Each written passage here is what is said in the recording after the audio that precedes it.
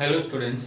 जैसा कि हमने कल तक इलेक्ट्रिक फील्ड का एक बेसिक कॉन्सेप्ट जो है वो सीख लिया था और मैंने कुछ न्यूमेरिकल भी समझा दिए थे सुपरपोजिशन पे बेस पे, कॉलिनियर और नॉन कॉलिनियर। ठीक है, तो वो आपको शायद क्लियर हो गए होंगे। आज मैं एक क्वेश्चन लेके आया हूँ इलेक्ट्रिक फील्ड के लिए। अब देखो, हम इलेक्ट्रिक फील्ड पढ़ रहे हैं। अब ये इलेक्ट्रिक फील्ड के जो भी अब मैं टॉपिक लेके आ रहा हूँ, ये जेईई एडवांस और नीट के लिए बहुत ही इंपॉर्टेंट टॉपिक है। ठीक है, और मेरे हिसाब से शायद ही कोई ये जो मैं टॉपिक यहाँ पर कराऊंगा वो कोई यूट्यूब चैनल पर या किसी भी इंस्टीट्यूट में पूरी तरीके से उसको बोर्ड पे एक्सप्लेन कर रहा हो, ये शायद ही कोई मिलेगा ऐसा। ठीक है, और मिलेगा भी तो एक दो क्वेश्चन ही शायद कराते हुए मिलेगा, बाकी मतलब पूरी फुली एक्सप्लेनेशन जो है शायद ही आपको मिले। ठीक है, तो देखते हैं यहाँ पर सबसे पहले क्वेश्चन क्या है। बहुत ही शानदार सा क्वेश्चन है। ठीक है, अभी तक हमने इलेक्ट्रिक फील्ड पर जो है सुपरपोजिशन का जो क्वेश्चन किया था, हमने उसका वेक्टर फॉर्म पढ़ा और वेक्टर फॉर्म पढ़ने के बाद में हमने एक इक्विलिब्रियम पोजीशन जो है वो फाइंड कर देते हैं। जैसे कोलिनियर वाले में मैंने आपको समझाया था Q1 है, जैसे 2 माइक्रोकूलम चार्ज है, यहाँ पर 2 माइक्रोकूलम चार्ज है और उसके सेंटर पॉइंट पर जो है कहाँ पर मतलब सेंटर पॉइंट जो है वहाँ पर इलेक्ट्रिक फील्ड जीरो है कि नहीं वगैरह, ये हमने है ना डायरेक्टली ऐसे फाइंड किया था। उसकी पोजिशन वगैरह डायरेक्टली हमने फाइंड करी थी। लेकिन अगर वो पोजीशन जो है वो वेक्टर फॉर्म में फाइंड करनी हो, ठीक है, देखिए यहाँ पर क्वेश्चन क्या है। The positions of two charges Q1 and Q2 are R1 vector and R2 vector respectively. ठीक है, दो चार्ज अपन को गिवन है Q1 एंड Q2 और दोनों के पोजीशन वेक्टर गिवन है R1 vector and R2 vector. Then find the position of the point where the net field is zero. This is the position, means position vector आपको find करना है। ठीक है, आप पहले केवल पोजीशन फाइंड करते हैं, लेकिन अब इस क्वेश्चन में मैंने क्या पूछ लिया, यहाँ पर पोजीशन वेक्टर फाइंड करना है कि जहां पर इलेक्ट्रिक फील्ड जो है वो जीरो हो रहा है। ठीक है, तो आप है ना डायरेक्टली ऐसा नहीं लॉजिक लगा दो कि ये सर यहाँ पर ये Q1 चार्ज, ये Q2 चार्ज और ये सेपरेशन ले लिया, हो गया। ठीक है, तो ये रॉन्ग हो गया। अब वो तरीका नहीं लगेगा क्योंकि वहां पर हम वेक्टर फॉर्म में इसको कंसीडर नहीं कर रहे थे। ठीक है, अब यहाँ पर हम इसको वेक्टर ले रहे हैं क्योंकि ये पोजीशन वेक्टर गिवन है, वहां पर उनके लिए डिस्टेंस सेपरेशन गिवन होता था। ठीक है, अब हम देखते हैं यहाँ पर इसका सॉल्यूशन क्या होगा। सबसे पहले तो आप इसका एक अरेंजमेंट जो रिप्रेजेंटेशन है वो आप इसमें शो कर दीजिए कि इसका डायग्राम कैसा होगा। ठीक है, ग्राफिकल रिप्रेजेंटेशन। तो इसका ग्राफिकल रिप्रेजेंटेशन देखें तो हम यहाँ पर कंसीडर कर लेते हैं ये एक्स एक्स है और ये वाई एक्सिस है। ठीक है, ये एक्स एक्सिस है और ये वाई एक्सिस है और ये इसका ओरिजिन पॉइंट है। कंसीडर कर लो कि यहाँ पर Q1 चार्ज है और Q2 चार्ज है।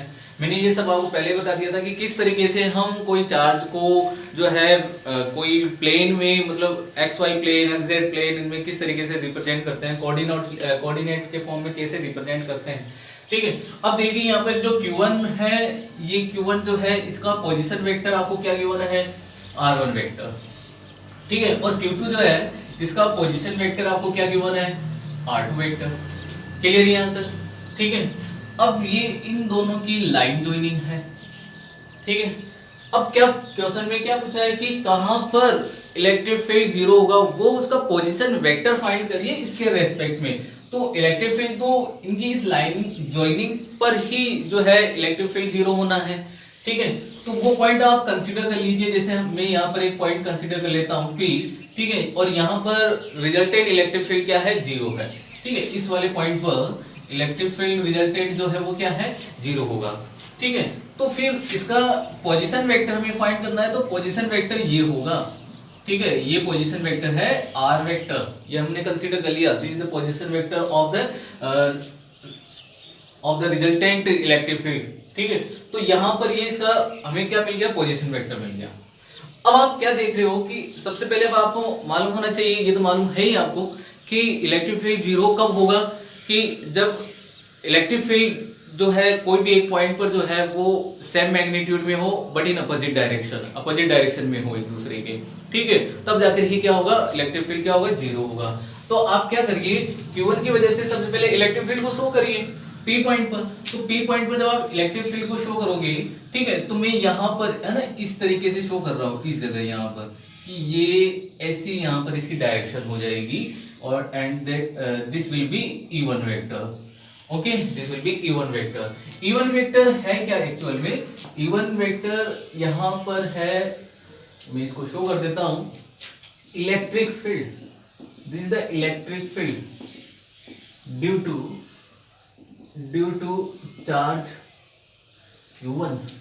ओके, ये इलेक्ट्रिक फील्ड है ड्यू टू चार्ज Q1 यहां पर P पॉइंट पर, ठीक है। इसकी डायरेक्शन किधर होगी? आउटवर्ड होगी P पॉइंट पर, लेकिन मैं यहाँ पर शो कर रहा हूँ, मैं इस जगह शो नहीं कर रहा इसको, ठीक है, क्योंकि मैं आगे इसको जो है इस तरीके से मैं इसकी पोजीशन वेक्टर्स को मैं यूज करने वाला हूँ। ओके, तो ये आपको समझ में आ गया होगा। और मैं इस चीज को लिख देता हूँ क्या? RP1 वेक्टर, ठीक है। यहाँ पर इसके पोजीशन के लिए क्या लिख देता हूँ? RP1 vector. और साथ में अब आप देखिए Q2 जो है इसके लिए भी यहाँ पर एक इलेक्ट्रिक फील्ड होगा, और उस इलेक्ट्रिक फील्ड की डायरेक्शन यही होगी, इस डायरेक्शन में होगी। Okay, and that will be E2 vector. And E2 vector क्या हो जाएगा यहाँ पर? E2 वेक्टर होगा electric field due to charge Q2। Okay, और इसका पोजीशन वेक्टर क्या कंसीडर कर लेते हैं? RP2 vector. ये सब आपको इसका रिप्रेजेंटेशन जो है वो समझ में आ गया होगा, ठीक है। अब इलेक्ट्रिक फील्ड जीरो हो इसके लिए क्या होना चाहिए, ठीक है। अब इसको ध्यान से समझना, हमें एक तो क्या मालूम होना चाहिए, इसका इवन वेक्टर मालूम होना चाहिए और E2 वेक्टर मालूम होना चाहिए। तो अब आप पहले क्या लिख लीजिए, मैंने वहां पर लिख दिया electric field due to charge Q1, ठीक है, and that is E one vector. और इवन वेक्टर की वैल्यू क्या है? अब आप देखोगे इवन वेक्टर को आप इसको वेक्टरली रिप्रेजेंट करिए, क्योंकि यहाँ पर अपन इसको वेक्टरली पूरा जो रिप्रेजेंटेशन है वो पूरा वेक्टर फॉर्म में, तो इवन वेक्टर की को वेक्टर के फॉर्म में प्रेजेंट करिए, जो कि मैंने आपको कल वाली वीडियो में उसका फॉर्मूला जो है वो जो है शो कर दिया था, उसको रिप्रेजेंट कर दिया था, ठीक है। सो इवन वेक्टर क्या हो जाएगा? इवन वेक्टर इक्वल क्या होना चाहिए? K and Q1 divide RP1, K Q1 divide RP1 vector mod square and RP1 cap newton per coulomb. Clear यहाँ तक? So E one vector equal to, अब आप इनको वेक्टर फॉर्म में इजीली लिख सकते हो। RP1 वेक्टर की वैल्यू क्या होगी? है ना, ये वैल्यू क्या होगी? अब मैं ये क्यों बना रहा था, अब आपको समझ में आ जाएगा। यहाँ पर देखिए, मैं यहाँ पर इसको रिप्रेजेंट कर देता हूँ कि आप ये देखिए कि इस डायरेक्शन में तो क्या जा रहा है? RP1 vector. इस डायरेक्शन में इसका एरो क्या है? This R vector. और ये यहाँ पर रिप्रेजेंट कर रहा है क्या? R1 vector. ओके, अब आप क्या देख रहे हो, यहाँ पर दोनों एरो जो है वो क्या कर रहे हैं? कोइंसाइड कर रहे हैं, और ये है ना इस तरीके से जा रहा है, मतलब this is A vector and this is B vector and this resultant vector. Okay, ये आपको क्लियर हो गया होगा, इसको इस तरीके से समझ लेना, ठीक है। जैसे ये A वेक्टर होता है और ये B वेक्टर होता है, ये मैंने आपको पहले भी इस तरीके से समझा दिया था कहीं पर, ठीक है। ये देखिए यहाँ पर इन दोनों के हेड जो है कोइंसाइड कर रहे हैं, ये देखिए this is the resultant vector. और यहाँ पर देखिए इसका जो टेल है, सॉरी इसका हेड जो है वो इस वाले के टेल से क्या कर रहा है? कोइंसाइड कर रहा है। देखिए यहाँ पर इसका बी का टेल है ना, बी के टेल से इसका ये कोइंसाइड कर रहा है। तब आप क्या बोल रहे हो? R vector equal A vector plus B vector. So RP1 vector equal क्या हो जाएगा? R1 vector, sorry this the resultant vector R vector, so this will be R1 vector and plus RP1 vector. So RP1 vector will be R vector minus R1 vector.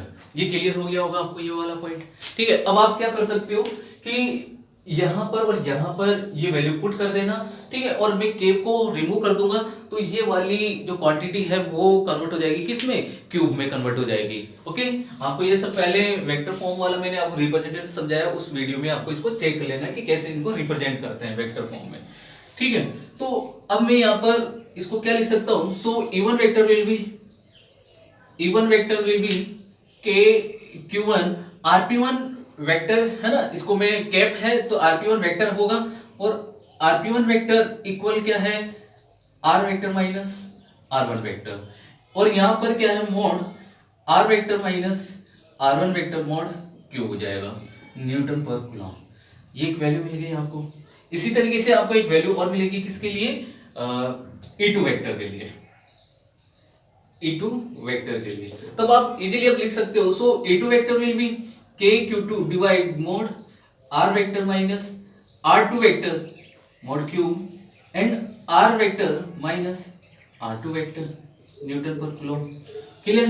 तो even vector और ई to vector हमें दोनों मिल चुके हैं, और अपन जानते हैं कि इन दोनों का समेशन क्या होना चाहिए, 0 होना चाहिए। दोनों का समेशन ही क्या होना चाहिए, 0 होना चाहिए। भाई नेट इलेक्ट्रिक फील्ड क्या होना चाहिए यहाँ पर, 0 है ना। सो E1 vector plus E2 vector, but E vector is 0, so E1 vector and plus E2 vector is also be 0।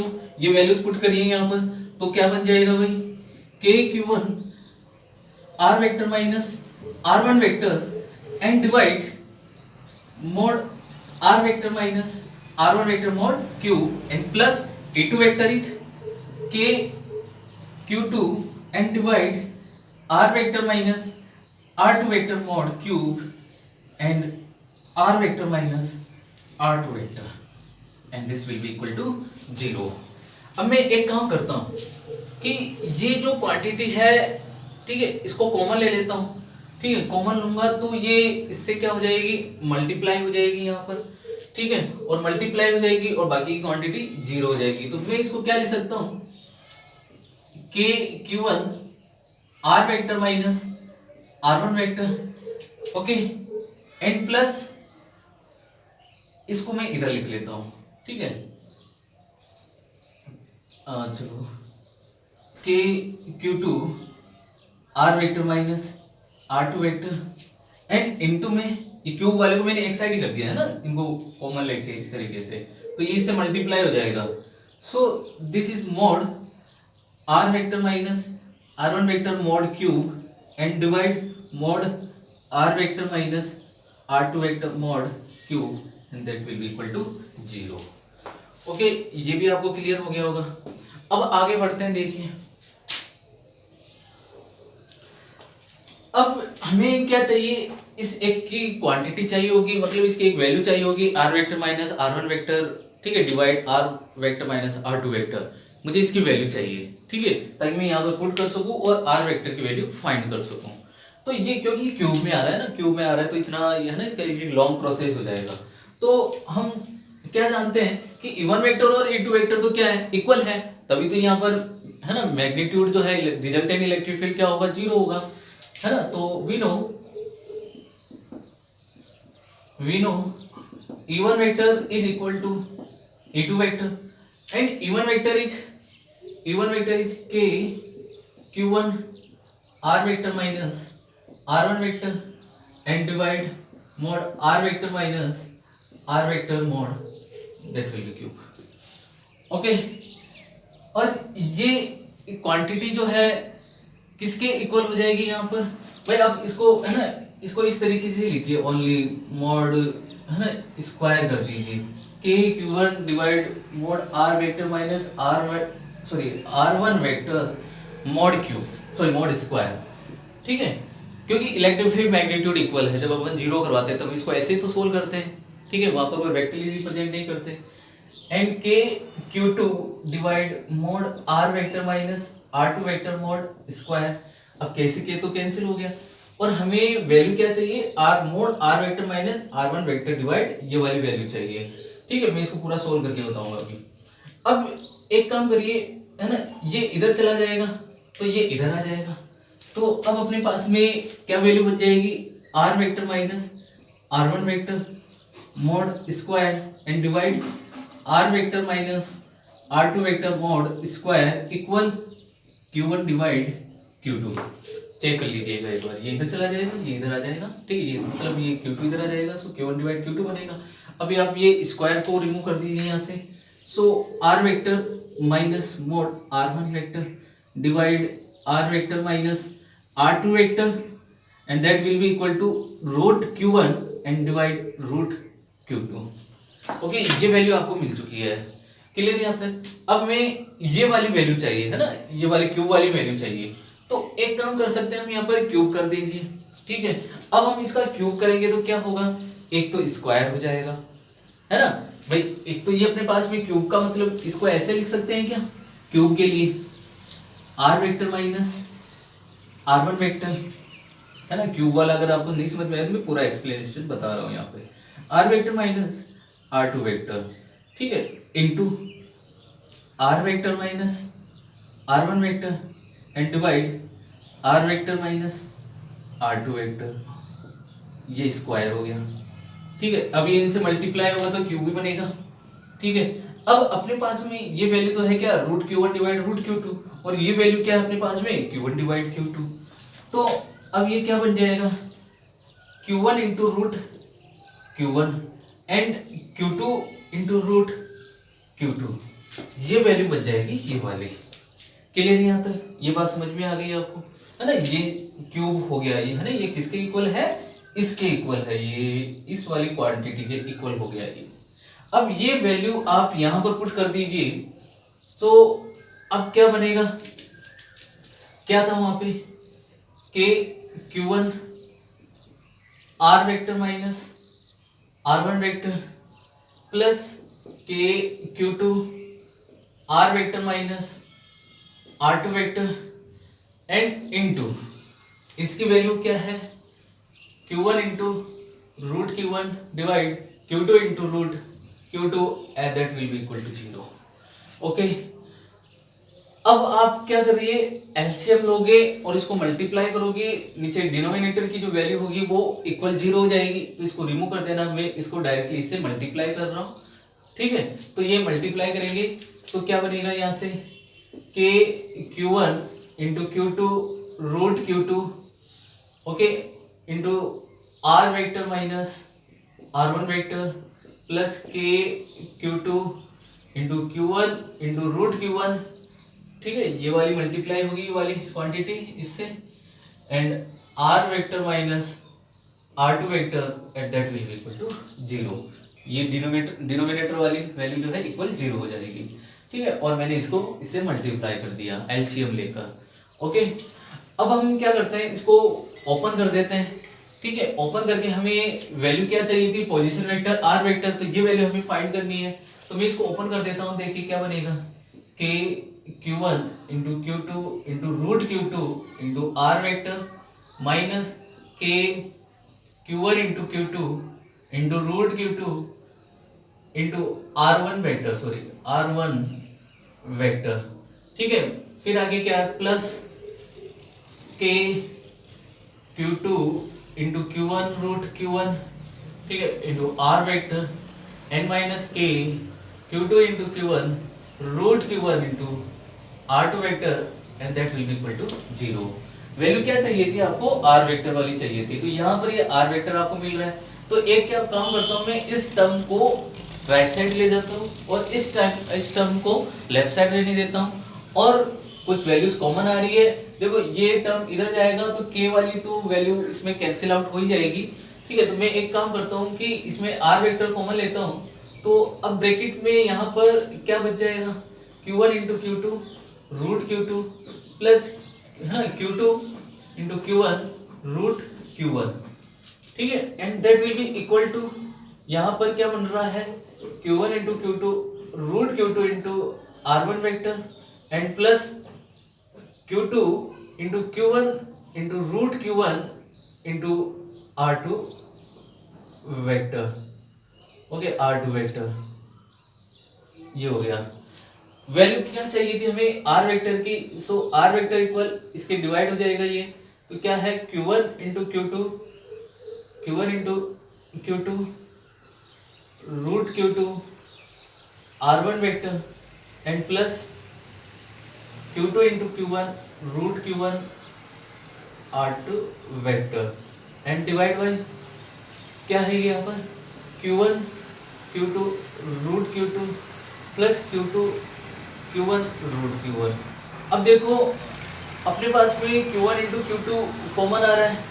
ठीक है, तो ये कैंसिल आउट हो जाएगा, सो R वेक्टर इक्वल क्या बन जाएगा, ओनली, है ना, मैं Q1 वाले को टर्म को इधर लिख देता हूँ या कैसे भी लिख लूँ, R1 vector into root Q2 plus R2 vector into root Q1 and divide root Q1 divide root Q2। ठीक है, ये आ गया इसका पोजीशन वेक्टर। तो समझ में आ गया होगा आपको। ठीक है, तो देख लीजिए एक बार, मैं इसको वापस से एक्सप्लेन कर देता हूँ, है ना, ज़्यादा घबराने वाली कोई ज़रूरत नहीं है। ये एडवांस लेवल का क्वेश्चन है। ठीक है, ये एडवांस लेवल का। पोजीशन वेक्टर पूछ ली यहाँ पर, ठीक है, क्या पूछ ली, position vector. Position vector find करने के लिए हमें दोनों इलेक्ट्रिक फील्ड को क्या करना है, केवल इक्वल करना है। फर्स्ट पॉइंट, समेशन क्या होना चाहिए, जीरो होना चाहिए। दो कंडीशन हमें मिल गई, तो पहले हम समेशन करवा लेते हैं। ये चीज़ तो आपको समझ में आई होगी, इनको वेक्टर किस तरीके से रिप्रेजेंट किया। ये वैल्यू है ना, ये वाली वैल्यू फाइंड करने के लिए मैंने है ना ये वाला तरीका मैंने आपको समझाया एडिशन का, वेक्टर एडिशन का, ठीक है। फिर मैंने ये वैल्यू पुट कर दी यहाँ पे क्यू के फॉर्म में, इसी तरीके से A2 मिल गई। मैंने क्या कहा आपको, पहले आपको एक तो समेशन करवाना है, एक इक्वल करना है। समेशन करवाना है तो समेशन करवाया, तो समेशन करवाने के बाद में आपको ये वाली वैल्यू मिली। मैंने फिर से बता रहा हूँ कि ये जो टर्म है, ठीक है, इसको मैंने ऐसे मान लो कि मैंने इस वाले टर्म से यहाँ पर मल्टीप्लाई कर दिया और यहाँ पर मल्टीप्लाई कर दिया, तो ये कैंसिल हो गया और ये यहाँ पर इस तरीके का बन गया। ओके, ये बात समझ में आ गई होगी। फिर मैंने क्या कहा कि ये वैल्यू आपको चाहिए होगी, क्यूब वाली वैल्यू चाहिए होगी। इसके लिए मैं क्या करता हूँ कि यहाँ पर A1 वेक्टर और A2 वेक्टर को क्या कर देता हूँ, इक्वल कर देता हूँ स्क्वायर के फॉर्म में ओनली, ठीक है। तो ये मैंने स्क्वायर के फॉर्म में केवल मैग्नीट्यूड, क्योंकि मैग्नीट्यूड ही तो यहाँ पर इक्वल है ना, क्लियर है यहाँ तक। तो मैंने केवल इनका मैग्नीट्यूड क्या कर दिया, इक्वल कर दिया है, ओनली मैग्नीट्यूड को, ठीक है। तो ये मैग्नीट्यूड को मैंने यहाँ पर इक्वल कर दिया, ठीक है। यहाँ पर ऐसे नहीं कि R2 के डायरेक्शन, वो तो डायरेक्शन हो जाएगी, फिर वो मैग्नीट्यूड नहीं रहेगा, ठीक है। तो यहाँ पर मैंने इसके केवल मैग्नीट्यूड को इक्वल कर दिया, तो यहाँ से ये वाली क्वांटिटी मिल जाएगी जब आप इसको सोल्व करोगे स्क्वायर के फॉर्म में, स्क्वायर के फॉर्म में मिल जाएगी। फिर ये केवल 1 पावर के फॉर्म में मिल जाएगी, ठीक है, रूट के फॉर्म में मिल जाएगी। अपन को वैल्यू ये चाहिए थी क्यूब वाली, तो मैं क्यूब के टर्म में इसको इससे मल्टीप्लाई कर दूंगा, तो बताइए क्यूब बनेगा कि नहीं, ये क्यूब बन जाएगा। क्यूब बन जाएगा तो ये वाली वैल्यू क्या है, root Q1 divide root Q2, और ये वाली वैल्यू जो है ये क्या है, Q1 डिवाइड Q2, ये बन गया। अब ये वैल्यू आपको यहाँ पर पुट करना है, यहाँ पर पुट कर दिया। पुट करने के बाद में आपको एलसीएम लेकर इसको सोल्व करना है, तो आपको ये वाली वैल्यू मिल जाएगी, ये वाली इक्वेशन मिलेगी। ये इक्वेशन के बाद में अब आपको केवल इसको अरेंज करना है, मतलब आपको आर वेक्टर को कॉमन अलग करना है और ये बाकी टर्म्स है उनको अलग करना है, ताकि हमें आर वेक्टर मिल जाए। आर वेक्टर तभी तो मिलेगा, आर वेक्टर तभी मिलेगा जब आप इसको पूरे को सोल्व करोगे, ठीक है, मतलब कॉमन लेकर इसको सोल्व करोगे। तो ये आर वेक्टर यहाँ पर मैंने कॉमन लेकर इस वाले इक्वेशन में इसको लिखा हुआ है, ये टर्म ऐसे बनेगा, एक साइड ले जाएंगे डिवाइड हो जाएगा, जो कॉमन आ रहा है उसको आप कैंसिल करिए और फाइनल वैल्यू आपको ये मिल जाएगी। ये क्वेश्चन आपको कहीं नहीं मिलेगा, देख लेना कोई सी भी यूट्यूब चैनल पर अगर ये क्वेश्चन मिल जाए तो मुझे बताना आपको। ओके, तो ये एक बार इसका स्क्रीनशॉट ले लीजिए, नोट कर लीजिए।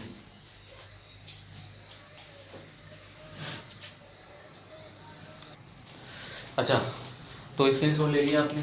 आगे का अब टर्म लेते हैं हम, आगे क्वेश्चंस लेते हैं। आगे अब मैं बहुत अच्छा टॉपिक यहाँ पर स्टार्ट करने वाला हूँ, ठीक है, ये बहुत इंपॉर्टेंट टॉपिक होगा अपने लिए, ठीक है, जो आपके फिजिक्स को इतना स्ट्रॉन्ग बना रहा है, ऐसे मान के चलो गजब का स्ट्रॉन्ग है ना, स्ट्रॉन्गनेस आ जाएगी आपके अंदर, आप में कॉन्फिडेंस क्रिएट हो जाएगा, जो आप नीट और जेई को इजीली क्रैक कर सकते हो, ठीक है। पूरा आपको यहाँ पर मिल रहा है, जो इंस्टीट्यूट में पढ़ाया जाता है, जो इंस्टीट्यूट में पढ़ाया जाता है वो आपको यहाँ पर फ्री में मिल रहा है। ओके, तो आप इसको ज़्यादा से ज़्यादा शेयर करो, सब्सक्राइब करो अपने फ्रेंड्स के साथ में जो भी प्रिपरेशन कर रहे हैं। ओके, अब देखिए मैं नेक्स्ट पॉइंट लेता हूँ, किसके लिए, कंटिन्यूअस या यूनिफॉर्मली चार्ज डिस्ट्रीब्यूशन के लिए। अगर कोई भी अपने पास में सरफेस है, कैसा भी हो, अगर चार्ज जो है यूनिफॉर्मली डिस्ट्रीब्यूट है, तो उनके लिए आप इलेक्ट्रिक फील्ड कैसे फाइंड करते हो, ठीक है। तो एक ये वाला जो क्वेश्चन है जो मैं करवा रहा हूँ, ठीक है, ये जो पॉइंट भी है और एक क्वेश्चन भी है, ये 12th बोर्ड के जो सिलेबस है उसमें एक एग्जाम्पल ये गिवन है, ठीक है। तो मैं आपको यहाँ बता देता हूँ क्वेश्चन क्या है, ठीक है, ये 12th का एग्जाम्पल है, ठीक है, 12th बोर्ड का एग्जाम्पल है बुक में, ठीक है। और है क्या कि यूनिफॉर्मली जो है चार्जिंग है, uniformly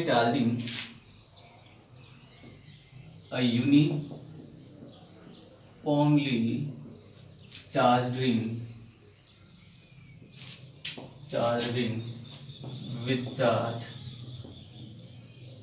capital Q and its radius is capital R. Radius is capital R. Okay, then find electric field intensity on the axial line, okay.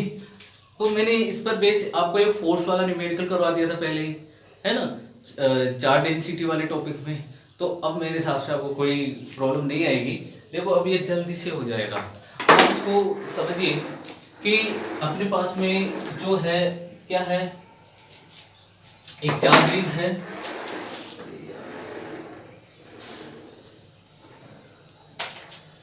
Okay. एक चार्ज रिंग ले लेते हैं अपन, ये एक चार्ज रिंग है, ओके। और ये जो चार्ज रिंग है ये मान लो कि इस तरीके से रखी हुई है XY प्लेन में, ठीक है, XY प्लेन में रखी हुई है। This the x axis and this the y axis, XY plane में रखी हुई है। ये इसका सेंटर पॉइंट है charge ring, this the charge ring,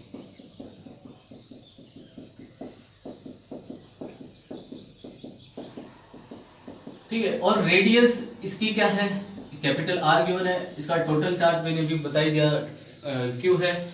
मान लो कि आपको x एक्सिस है, मतलब x एक्सिस पर x डिस्टेंस पर कोई P पॉइंट है और यहाँ पर इलेक्ट्रिक फील्ड इंटेंसिटी फाइंड करनी है due to uniformly charge ring on the axial line, okay.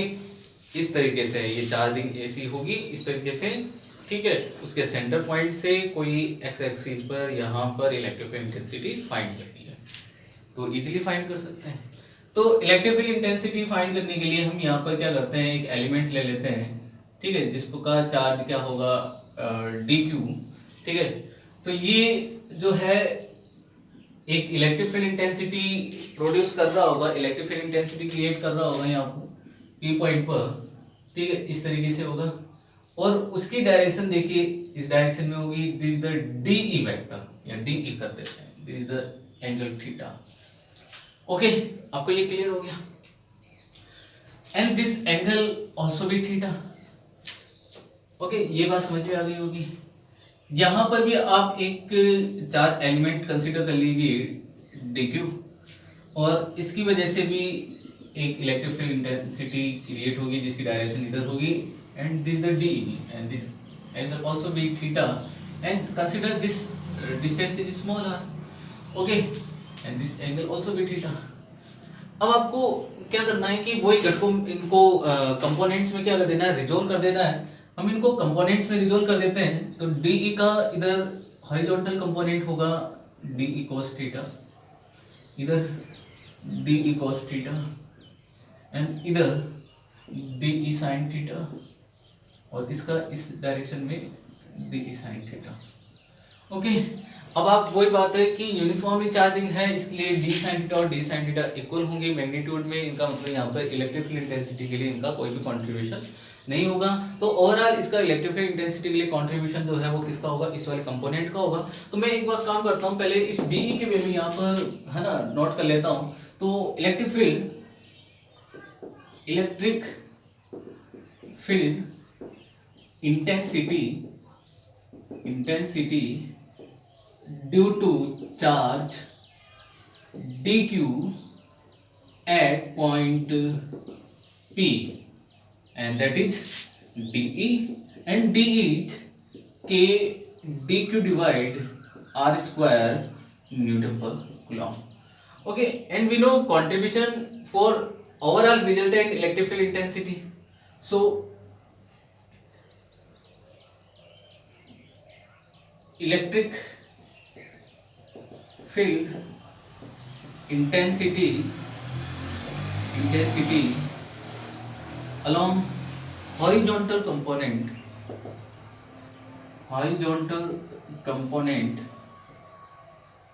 and that is DEX, है ना, DEX हो जाएगा, and DX is DE cos theta, DEX equal to DE cos theta।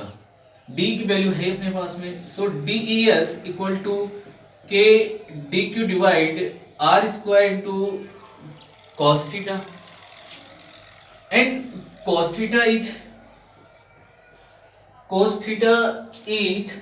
x divide R, and R is या R square is from Pythagoras theorem root R square plus X square means X square R square plus X square R square plus X square. So R equal to root R square plus X square. आप ये values put करिए अब यहाँ पर सब values को put कर दीजिए. कॉस थीटा की वैल्यू पुट करिए, आर स्क्वायर की वैल्यू पुट करिए. So D E X will be equal to K D Q divide R square means R square plus X square and cos theta is okay x divide r and r is r square plus x square power 1 by 2. So dx becomes k dq into x and divide r square plus x square power 3 by 2. Okay, अब यहाँ पर आपको total electric field intensity आप find कर सकते हो. तो integrate कर देंगे इसको. इंटीग्रेट करेंगे तो इसका इंटीग्रेशन क्या हो जाएगा ex और यहाँ पर dq का इंटीग्रेशन होगा ओनली और dq का इंटीग्रेशन होगा तो क्या बन जाएगा ओनली q. ठीक है. सो आफ्टर इंटीग्रेशन मैं लिख देता हूँ after integration ex equal K q x divide R square plus X square power 3 by 2 और ex equal Q X and divide 4 pi epsilon not R square plus X square power 3 by 2. Okay, this is the electric field intensity due to uniformly charging on the axial line. Okay, तो ये आपको मिल गया, electric field intensity मिल गई. अब बात ये आती है कि कहां पर इसकी चार्जिंग की वजह से ऐसी कौन सी पोजीशन है जहां पर इलेक्ट्रिक फील्ड इंटेंसिटी मैक्सिमम होगी. आप देखो अभी इस क्वेश्चन जो इलेक्ट्रिक फोर्स वाला जो मैंने क्वेश्चन करवाया था एक यूनिफॉर्मली चार्जिंग के लिए, अगर आप यहाँ पर वो क्यू चार्ज अब यहाँ पर रखते हो तो आप बस इसको क्या करना है, इससे मल्टीप्लाई कर देना है तो फोर्स मिल जाएगा. ओके, अब आपको क्या करना है, यहाँ पर electric field maximum electric field intensity की पोजीशन फाइंड करनी है मैक्सिमम इलेक्ट्रिक फील्ड इंटेंसिटी के लिए. तो मैक्सिमम इलेक्ट्रिक फील्ड इंटेंसिटी के लिए है ना, अपन जानते हैं कि उसका डेराइव जो है वो क्या होना चाहिए, इक्वल जीरो होना चाहिए. जो चेंज जो होगा किसके रेस्पेक्ट में चेंज हो रहा है, इलेक्ट्रिक फील्ड किसके रेस्पेक्ट में चेंज हो रहा है, एक्स के रेस्पेक्ट में चेंज हो रहा है. तो एक्स के रेस्पेक्ट में जो इसका डेराइव्ड होगा, ठीक है, जो डायरेक्ट कंपोनेंट जो होगा वो क्या होना चाहिए, जीरो होना चाहिए. मतलब इसका स्लोप क्या होना चाहिए, जीरो होना चाहिए. ठीक है. So for maximum electric field intensity, for maximum electric field intensity maximum electric field intensity dex and divide dx will be equal to 0. okay, so d by dx ex क्या है, k qx and divide r square plus x square power 3 by 2 and that will be equal to 0. अब आप क्या देख रहे हो कि के क्यू एक कांस्टेंट वैल्यू हो गई यहाँ पर. ठीक है, मतलब के क्यू है तो क्या क्यू का कोई डिफरेंशिएशन होगा नहीं, इक्वल टू 0 हो जाएगा. सो यहाँ पर केवल क्या बनेगा, D by D X into X divide R square plus X square power 3 by 2. ठीक है, and that will be equal to 0. अब आप इसका डिफरेंशिएशन कर सकते हो फॉर्मूला u बाई v से. ठीक है, you know d by dx u by v is equal to v du by dx and minus u dv by dx and divide v square. Okay, ये formula आपको मालूम है होगा derivation इसका derivation के लिए, सॉरी इसकी डिफरेंशिएशन के लिए. ठीक है, तो ये डिफरेंशिएशन इसका करते हैं तो क्या मिलेगा, आप देखते हैं इसकी मैक्सिमम जो इंटेंसिटी होगी, ठीक है, वो कहां पर होगी. तो जब में ये अपना क्या हो गया u और ये क्या हो गया v, तो अब हम इसका डिफरेंशिएशन करते हैं तो मैं अब डायरेक्टली इस फॉर्मूले के अकॉर्डिंग लिख रहा हूं. तो v यहाँ पर ये टर्म है यहाँ पर. ठीक है, तो क्या है ये R square plus X square power 3 by 2 और x का जब आप डिफरेंशिएशन करोगे तो 1 बनेगा and minus u is x और इसका जब आप डिफरेंशिएट करोगे v का तो पावर 3 by 2 आगे आ जाएगी. तो 3 by 2 और फिर केवल क्या बनेगा, R square plus X square और 3 by 2 पावर आगे आ गई तो 3 by 2 माइनस 1. ठीक है, पावर में n into x the power n minus one वाला फॉर्मूला यूज करेंगे इस वाले डेरिवेशन के लिए। तो 3/2 माइनस वन, ठीक है, क्या बन जाएगा, only R square plus X square बन जाएगा, माइनस वन मतलब पावर में 1/2 माइनस वन कर देंगे। फिर आगे इस टर्म का ब्रैकेट वाला जो टर्म है उसका भी डिफरेंशिएशन करेंगे। तो आर स्क्वायर तो यहाँ पर है नहीं क्योंकि हमें एक्स के रेस्पेक्ट में करना है, सो एक्स स्क्वायर का डिफरेंशिएशन क्या होगा आगे, 2x होगा, एंड डिवाइड फिर वी स्क्वायर है यहाँ पर, V square means R square plus X square, और ये स्क्वायर करेंगे तो ये वाला रूट कैंसिल हो जाएगा, केवल क्यूब बनेगा, and that will be equal to 0। तो ये भी क्या हो जाएगा, 0 हो जाएगा, और आर फिर क्या यहाँ पर बचेगा, R square plus X square power 3/2 minus, ठीक है, ये 2x 2 से 2 कैंसिल हो जाएगा, और क्या बनेगा 3x square, okay 3x square R square plus X square power 1/2 and that will be equal to 0। अब आप क्या करिए कि इसमें जो वैल्यू कॉमन आ रही है आप उस वैल्यू को कॉमन करिए। तो अपन क्या देख रहे हैं, अपने पास में जो कॉमन आने वाली जो टर्म है वो क्या है, R square plus X square power 1/2। तो R square plus X square power 1/2 अगर हम इसमें से कॉमन लेंगे तो अगर मैं माइनस 1/2 करूंगा यहाँ पर तो क्या बन जाएगा, है ना, 3 - 1/2 मतलब ओनली क्या बनेगा यहाँ पर, R square plus X square बनेगा, और यहाँ पर क्या बच जाएगा, -3x स्क्वायर बच जाएगा एंड इक्वल टू 0, और ये इक्वल 0 हो जाएगा। So R square plus X square, या आप इसको ब्रैकेट वाले को सोल्व करिए तो यहाँ पर क्या बन रहा है, -2x square. So R square minus 2x square equal to 0, तो ये इधर आएगा माइनस हो जाएगा, -2x square equal minus R square, that will be cancel out the sign, and x equal become only plus minus r divide √2। ठीक है, तो ये वो पोजीशन है जहां पर आप इलेक्ट्रिक फील्ड इंटेंसिटी जो है कहां पर मैक्सिमम होगी वो फाइंड कर सकते हो। तो ये वो पोजीशन है जहां पर इलेक्ट्रिक फील्ड इंटेंसिटी क्या होती है, मैक्सिमम होती है। तो मैक्सिमम होगी कितनी, इस यूनिफॉर्मली चार्ज रिंग के लिए। तो आप एक काम करिए, x इक्वल ये r/√2 की वैल्यू पुट करिए, तो हम ये वैल्यू पुट करते हैं और इसकी मैक्सिमम इलेक्ट्रिक फील्ड इंटेंसिटी को फाइंड कर लेते हैं, और वो क्या आने वाली है।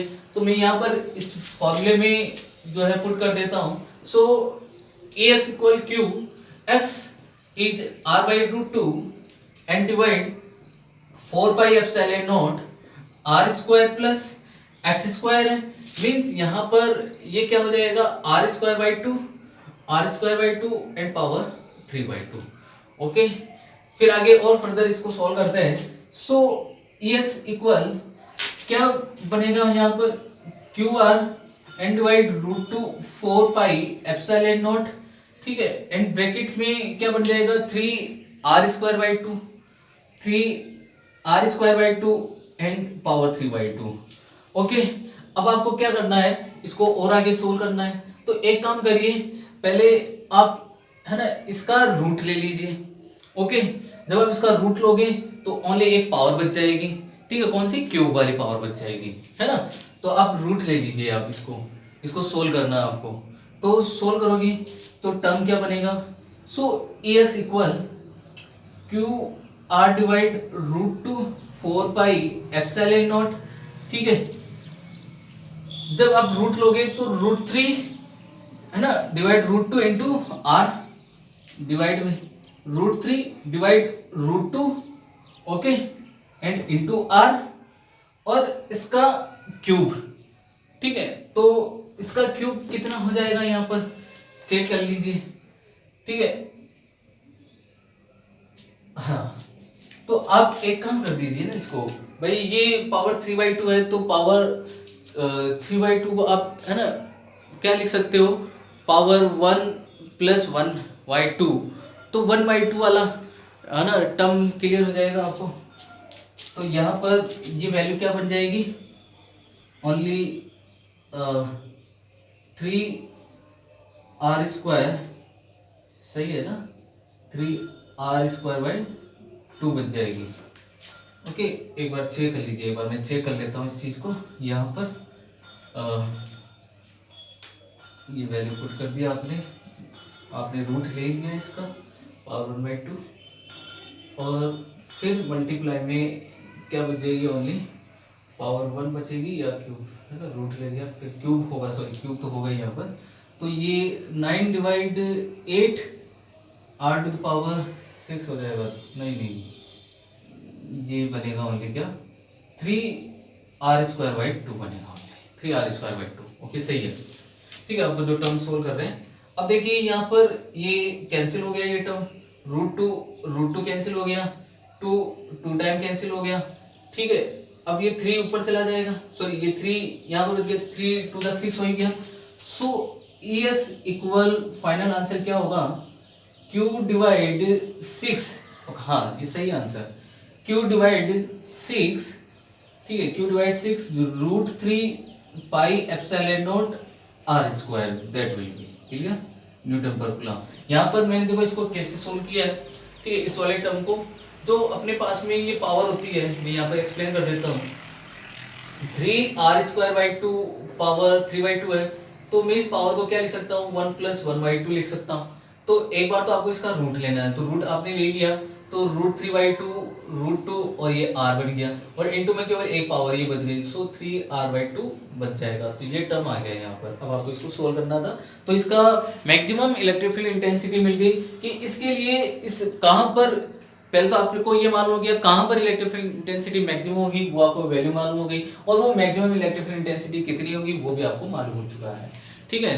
तो इसकी वैल्यू कितनी है, Q/6 √3 πε0 r² होगी, ठीक है। तो आपको ये पॉइंट भी क्लियर हो गया होगा, electric field intensity due to charge, uniformly charge ring, ठीक है। ये ऐसी डेरिवेशन मैंने आपको पहले भी करवा दिया, किसके लिए, इलेक्ट्रिक फोर्स के लिए। कूलॉम्स लॉ वाले न्यूमेरिकल्स में मैंने आपको ये पॉइंट क्लियर कराया हुआ है, चार्ज डेंसिटी वाला जो टॉपिक है वहाँ पर ये क्लियर कराया हुआ है। ओके, एक बार इसको आप नोट कर लीजिए, स्क्रीनशॉट ले लीजिए।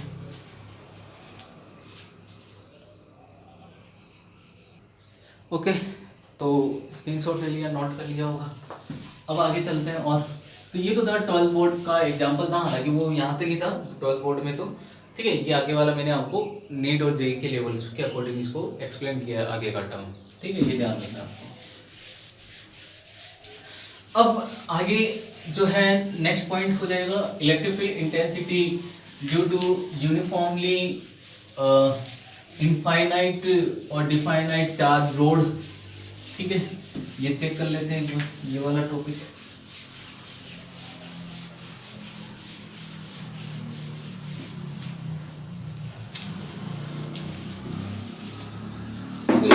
नेक्स्ट पॉइंट क्या है, नेक्स्ट टॉपिक इलेक्ट्रिक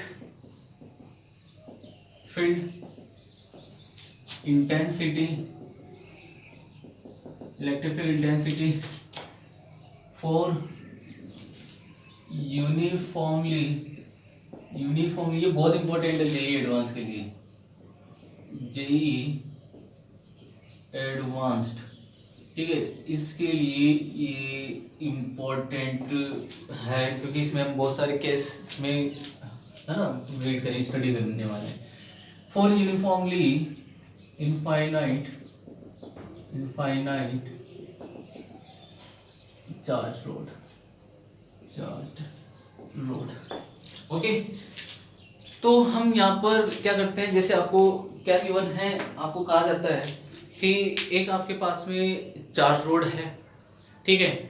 इसके ओरिजिन से है ना इनफाइनाइट लॉन्ग चार्ज रोड है, उसके लिए इलेक्ट्रिक फील्ड इंटेंसिटी फाइंड करिए, ठीक है। उसके ओरिजिन पॉइंट से या कहीं पर भी इस पॉइंट से फाइंड करो, इस पॉइंट से फाइंड करो, कैसे भी फाइंड करो। तो हम इसके लिए एक ऐसा फॉर्मूला डिराइव करने वाले हैं जिससे जितने भी इस रोड वाली जो प्रॉब्लम है वो सब क्लियर होने वाली है, गजब की क्लियर होने वाली है। और इसको आप जरूर देखना है, पूरा आपको समझना है, नोट करना है ढंग से, और डिराइव खुद भी करके एक बार चेक कर लेना है, ठीक है। और मैं इतनी बेस्ट तरीके से इसके डेरिवेशन को समझाने वाला हूं तो आपको जल्दी क्लियर भी होगा, क्योंकि ये अभी यहाँ पर तो इलेक्ट्रिक फील्ड इंटेंसिटी फाइंड कर रहे हैं, आगे चलकर हम जो है एक 7 चैप्टर होगा वहां पर मैग्नेटिक फील्ड इंटेंसिटी भी फाइंड करेंगे, मैग्नेटिक फील्ड भी फाइंड करने वाले हैं, ठीक है। तो चलो देखते हैं यहाँ पर इसका सॉल्यूशन क्या होगा, ठीक है। हम एक क्या कर लेते हैं, एक डिफाइनाइट लेंथ की यूनिफॉर्मली चार्ज रोड को कंसीडर कर लेते हैं। डिफाइनाइट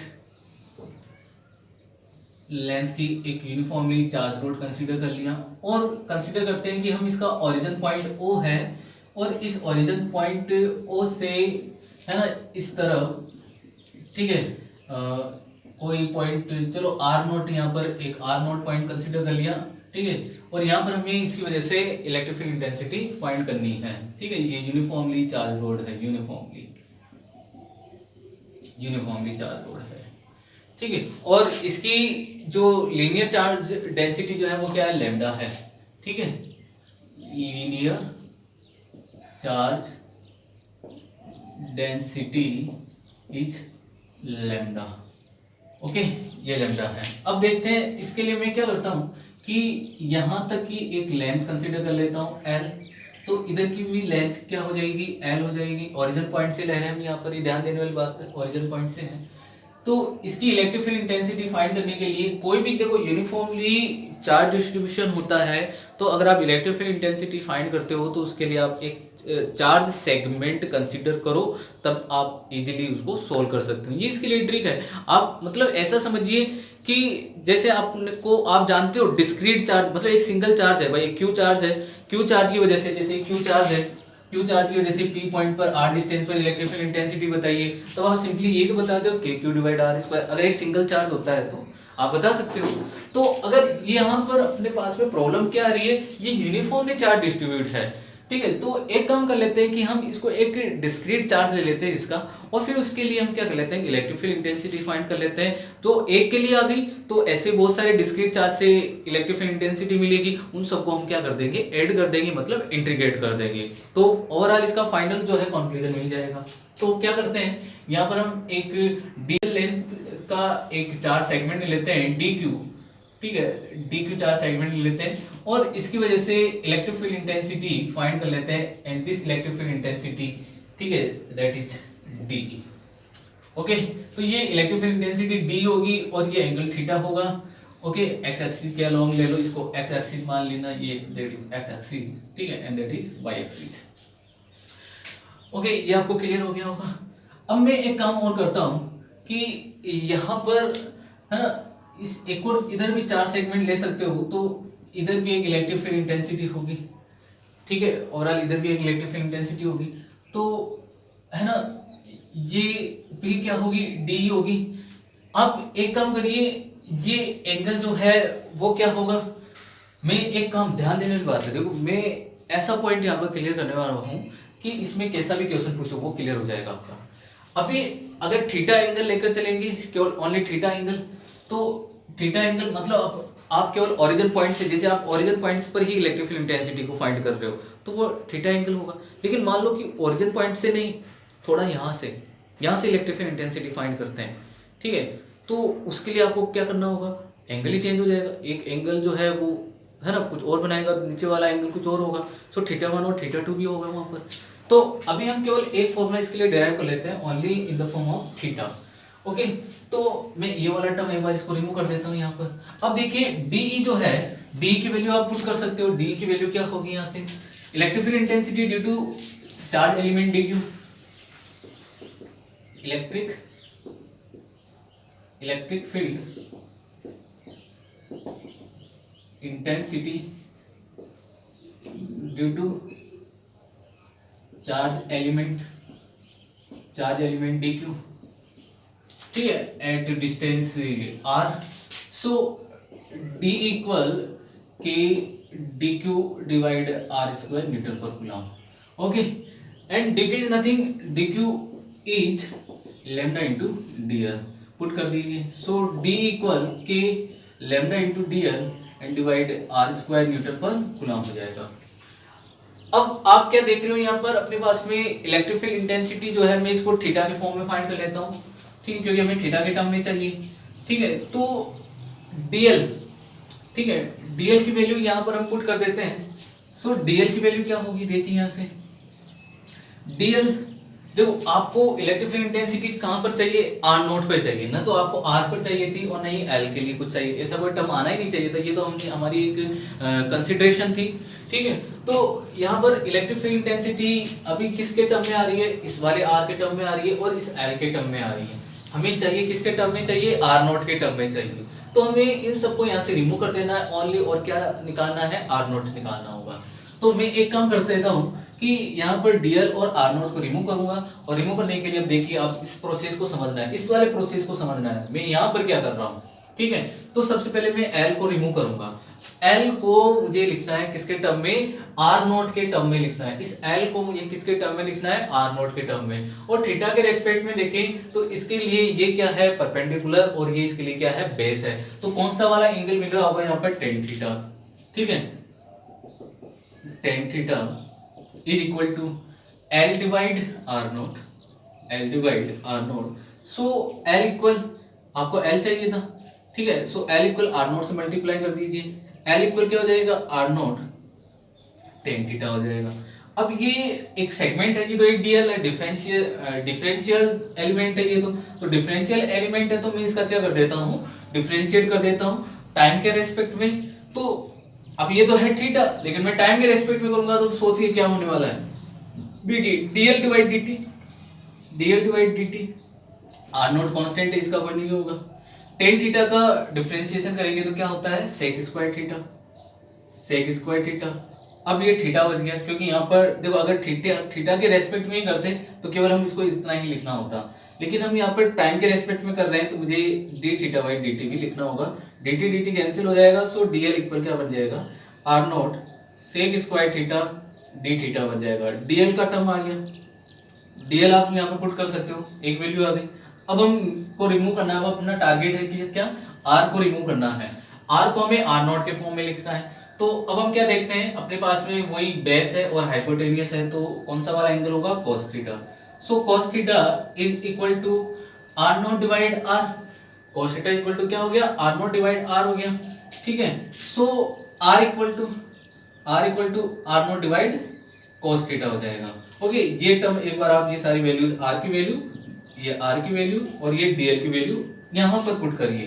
ठीक है, तो डीई की वैल्यू क्या बन जाएगी, डी इक्वल के lambda DL is R nought sec square theta D theta and divide R square, and R square is R nought square divide cos square theta, cos square theta ऊपर चला जाएगा, cos square theta and sec square theta and cos square theta will be cancel out. So DE will be equal to K lambda और R nought one time cancel हो गया, only D theta यहाँ पर बच गया, so D theta divide are naught. ये DE की वैल्यू हमें मिली है अभी तक, इस डीई की वैल्यू मिल गई आर नॉट के टर्म में। ओके, डी इक्वल के lambda D theta divide are not. ठीक है, लेकिन यहां पर हम क्या देखने वाले हैं कि इस के दो कंपोनेंट, हमें इलेक्ट्रिक फील्ड इंटेंसिटी के लिए दो कंपोनेंट मिलने वाले हैं। एक तो इसके अलोंग होगा dEx equal DE cos theta, और एक इधर होगा DEy equal DE sin theta. Okay, ये दो कंपोनेंट मिलने वाले हैं। तो मैं अब यहाँ पर क्या लिख सकता हूँ, so DEx equal to DE cos theta है, DE cos थीटा है। ओके, तो अब देखिए DEx इक्वल DE की वैल्यू पुट कर दो, क्या बन गया, K lambda D theta cos theta and divide are not. अब आप यहाँ पर easily electric field intensity find कर सकते हो थीटा के टर्म में। अब ले वो थीटा चेंज हो रहा हो, ठीक है, अगर यहाँ पर ये थीटा कुछ और है, ये थीटा कुछ और है, तो हम कंसीडर कर लें कि अगर ये वाला एंगल थीटा 1 है, ठीक है, यहाँ पर मैं बना देता हूँ, ठीक है, ये वाला अगर एंगल थीटा 1 है और ये वाला एंगल थीटा 2 है, ठीक है, तब अपन क्या देखेंगे, ये एक्सिस वाई, मतलब ये वाला इसका ओरिजिन पॉइंट है, तो ये इसके नीचे जा रहा है, मतलब माइनस वाई एक्सिस में जा रहा है, then theta 1 will be minus and this theta 2 will be plus. Okay, अब आप इसको सोल्व करिए। सो अब dx का इंटीग्रेट करेंगे, तो क्या मिल जाएगा, ex के lambda integration cos theta D theta, ठीक है, एंड डिवाइड यहाँ पर आर नोट चल रहा है, लिमिट यहाँ पर होगी minus theta 1 to theta 2, minus theta 1 to theta 2 इसकी लिमिट हो जाएगी। अब आप इसको और आगे सोल्व करिए, तो electric field intensity X axis के अलोंग क्या हो जाएगी, ex इक्वल के lambda divide are naught, cos theta का इंटीग्रेशन क्या होगा, sin theta minus theta 1 to theta 2। So ex equal के lambda divide are naught, limit put कर दीजिए, पहले अपर लिमिट फिर माइनस एंड माइनस तो प्लस हो जाएगा, ठीक है। तो क्या बनेगा overall sine theta 1 plus sine theta 2। ये फॉर्मूला बहुत इंपॉर्टेंट फॉर्मूला भैया, ठीक है। ये तुम्हारे जेई एडवांस, नीट ले लो, जेई एडवांस ले लो, जेई मेन ले लो, कुछ भी ले लो, आप एनडीए ले लो, एयरफोर्स ले लो, कोई भी एग्जाम में ले लेना, इसके क्वेश्चन मैं अभी करवाऊंगा, इसके क्वेश्चन इसकी एप्लीकेशंस करवाऊंगा आगे, ठीक है। तो ये फॉर्मूला आपको लर्न रखना है, ठीक है, ये ध्यान रखना है आपको, ये फॉर्मूला ये बहुत इंपॉर्टेंट फॉर्मूला है, ठीक है। अब देखिए यहाँ पर मैं आपको एक और अभी डी ई वाई वाला टर्म रह गया, डी वाई वाला अब आपको समझ में आ गया होगा, डी वाई वाला कौन से किसके टर्म में आएगा। तो अब डी ई वाई की बात करें तो डी ई वाई क्या है, D E sine theta and D E Y equal to D E, D की वैल्यू क्या थी भाई, डी की वैल्यू थी के लेमडा मैं आगे लिख देता हूँ sine theta D theta and divide are not. अब आपको वही इंटीग्रेशन करना है, इंटीग्रेशन वही माइनस थीटा 1 टू थीटा 2, तो ये तो क्या बन जाएगा ई वाई में डायरेक्टली साइन थीटा का इंटीग्रेशन करते हैं तो क्या आता है माइनस कॉस थीटा, ठीक है। So k lambda divide are naught minus cos theta and minus theta 1 to theta 2, upper limit minus lower limit, so E Y equal k lambda divide are naught, upper limit this minus and minus minus plus, so overall ये formula क्या बनेगा cos theta 1 minus cos theta 2, ये formula बन जाएगा। और ये देखिए बेटा ये आ गया किसके टर्म में, ये आ गया तुम्हारे है ना cos थीटा के टर्म में आ गया, मतलब ये एक्स एक्सिस के अलोंग इलेक्ट्रिक फील्ड इंटेंसिटी और वाई एक्सिस के अलोंग इलेक्ट्रिक फील्ड इंटेंसिटी, ये आपको क्लियर हो गया होगा। एक बार फटाफट इसको है स्क्रीनशॉट ले लो, फिर इसके मैं एप्लीकेशन यहाँ पर बताने वाला हूँ। ओके तो स्क्रीनशॉट ले लिया आप लोगों ने। अब देखते हैं इन दोनों को यूज कैसे करते हैं, ठीक है। अब अपना फर्स्ट देखो, फर्स्ट केस क्या है, अपना फर्स्ट केस है कि अगर आप इलेक्ट्रिक फील्ड इंटेंसिटी फाइंड कर रहे हो फ्रॉम ओरिजिन पॉइंट, तो क्या होने वाला है, ठीक है। एक बार मैं इसको यूज करना सिखा देता हूँ।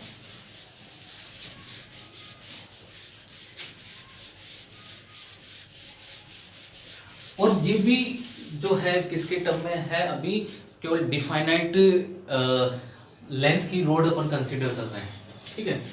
तो केस फर्स्ट कंसीडर करते हैं।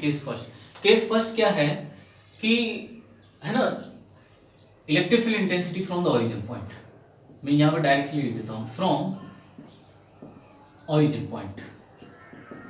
तो अगर यहां पर ये ओरिजिन पॉइंट है और यहां से आप इलेक्ट्रिक फील्ड इंटेंसिटी इस जगह फाइंड करना चाहोगे, तो ये दोनों एंगल क्या होंगे, सेम होंगे, मतलब इसके लिए थीटा 1 और थीटा 2 दोनों क्या हो जाएंगे, इक्वल थीटा होंगे, ठीक है। अब आप यूज करिए, तो एक्स इसके लिए एक्स क्या हो गया भाई, K lambda divide are naught, K lambda divide are naught, और वहां पर साइन थीटा 1 मतलब sine theta plus sine theta मतलब 2 sine theta, that will be 2 sine theta.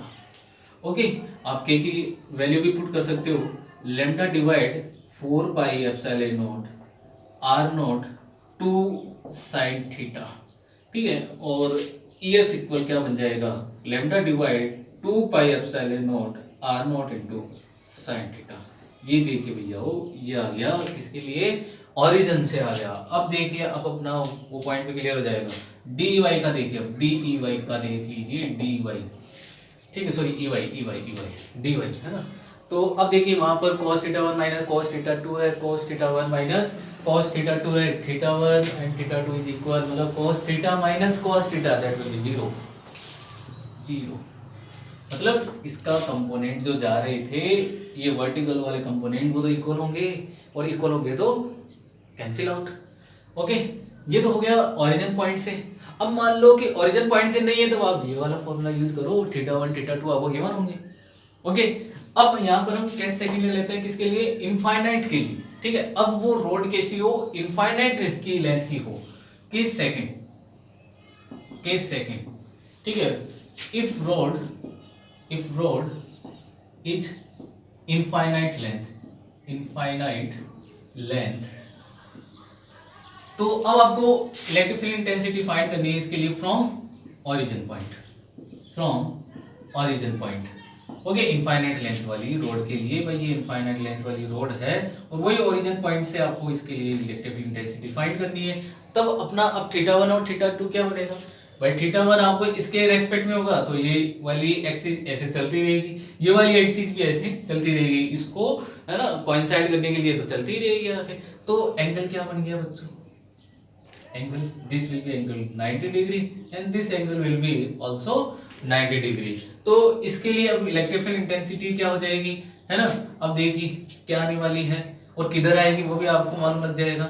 So EX, पहले EX की बात करते हैं। EX देखिए, EX यहाँ पर देखो इनफाइनाइट रोड वाली लेंथ है, थीटा क्या हो गया भाई 90 डिग्री, थीटा 90 डिग्री हो गया तो साइन 90 डिग्री क्या है भैया, साइन 90 डिग्री इज 1, तो क्या आ गया lambda divide 2 pi epsilon not R naught, ये दीजिए न्यूटन पर कूलॉम। ठीक है, इधर आई कैप ओके। वाई के लिए देखिए ई वाई कोस 90 डिग्री 0, कोस 90 डिग्री 0 खत्म। ओके, और देखेंगे अभी एक और पॉइंट ले लेता हूँ, ठीक है, एक बार इसको नोट कर लीजिए, स्क्रीनशॉट ले लो।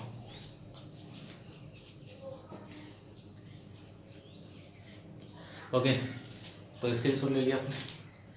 अब क्या करता हूँ मैं, आगे का केस लेते हैं, ठीक है, केस सेकंड हो गया, केस थर्ड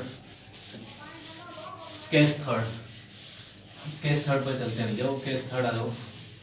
केस थर्ड क्या है कि केस थर्ड में क्या है कि अपने पास में है ना वन साइड से ये इनफाइनाइट लेंथ की हो और उसके वन एंड से इलेक्ट्रिक फील्ड इंटेंसिटी फाइंड करने के लिए पूछ रहे हैं, इस तरीके की पोजीशन हो, ठीक है, और यहाँ पर इंटेंसिटी फाइंड करनी है इस पी पॉइंट पर, इज इनफाइनाइट, ये वाले की कंडीशन है आपके लिए। तो क्या होगा, अब आप कहोगे येलो सर क्या है दिक्कत, है ना, वो ऊपर थीटा टू आपके लिए 90 degree but theta one becomes 0, here theta two is 90 degree but theta one becomes 0, theta one 0 बन जाएगा यहाँ पर। तो अब आप EX फाइंड कर सकते हो, EX इक्वल के lambda divide are naught sine theta one मतलब 0 प्लस दिस 1, तो क्या बना भाई EX equal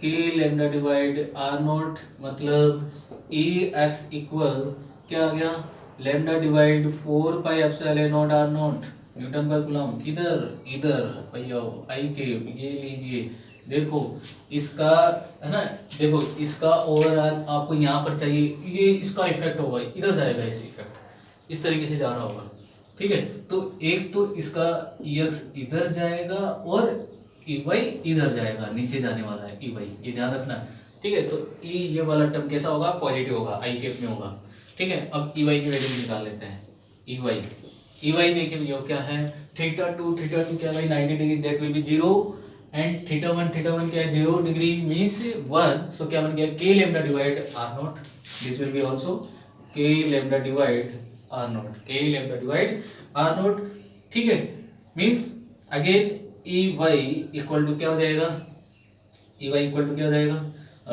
lambda divide 4 pi epsilon not R naught हो जाएगा।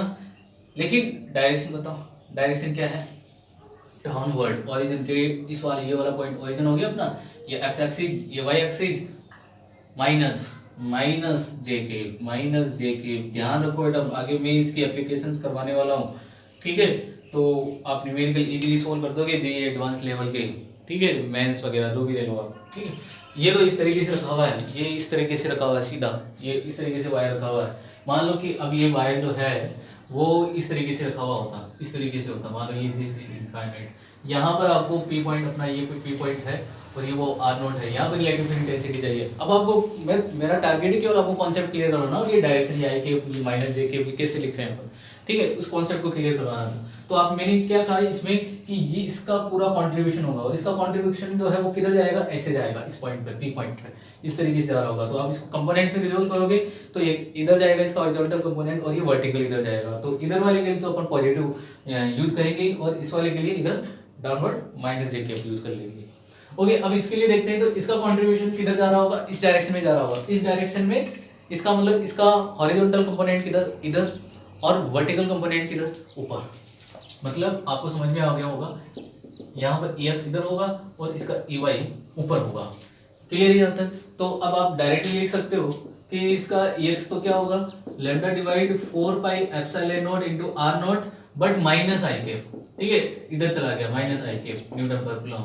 और ई वाई इक्वल टू क्या होगा lambda divide 4 pi epsilon not R naught J cap होगा न्यूटन पर कूलम। देखिए भैया वो क्वेश्चन में चेंज हो गया है ना, डायरेक्शन चेंज हो गई। अब ये मान लो कि मैं अगर ऐसे ऐसा कुछ दे दूं, अब यहाँ पर निकालो, तो मैंने ये एप्लीकेशन इसलिए करवा रहा हूँ, ठीक है। तो आगे वाला जो वीडियो जो है वो तुम्हारे न्यूमेरिकल एप्लीकेशंस पर है।